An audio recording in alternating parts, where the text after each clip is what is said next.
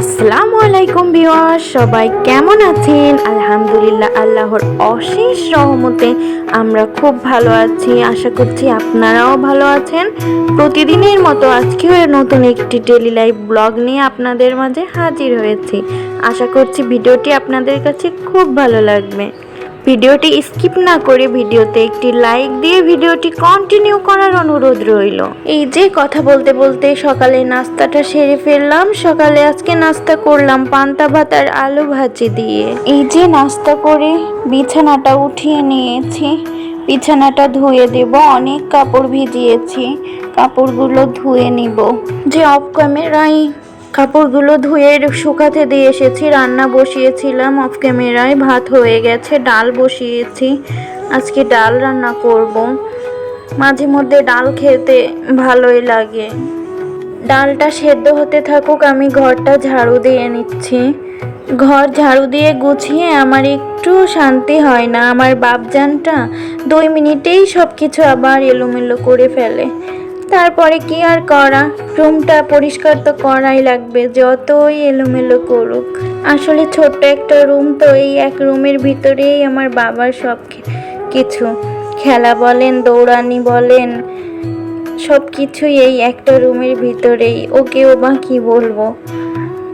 এই যে আর এত গরম পড়ছে, ও হলো দিনে যে কয়বার গোসল করে, এসে পানি ছেড়ে দেয়, দিয়ে একা একা গোসল করে। রাত্রে ঘুমানোর আগ পর্যন্ত মনে হয় ও 6-7 বার গোসল করে। চোখের আড়াল হলেই হয়েছে ও বাথরুমে একা একা যেয়ে গোসল করে। খুব দুষ্টু হচ্ছে, যত বড় হচ্ছে তত আরো বেশি দুষ্টু হচ্ছে। আর ইদানিং কিছুই খেতে চায় না। এই যে আমরা কেটে দিয়েছিলাম আর একটা সিঙ্গারা দিয়েছিলাম, কতটুকু সিঙ্গারা খেয়েছে, আমরাও খাইনি। কি যে করবো।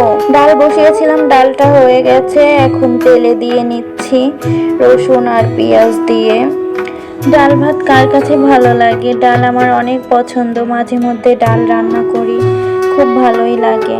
ডাল শুধু রান্না করলে আমার কাছে আবার ভালো লাগে না, বেশি টক জাতীয় কোনো জিনিস দিলে তারপরে বেশি ভালো লাগে। আজকে টমেটো দিয়েছিলাম, মুসুরির ডাল টমেটো দিয়ে রান্না করলে ভালোই লাগে। এই যে আমার ডাল রান্নাটা শেষ। এবার উচ্ছেটা ভাজি করব। আজকে আলু দিয়ে উচ্ছে দিয়ে ভাজি করব।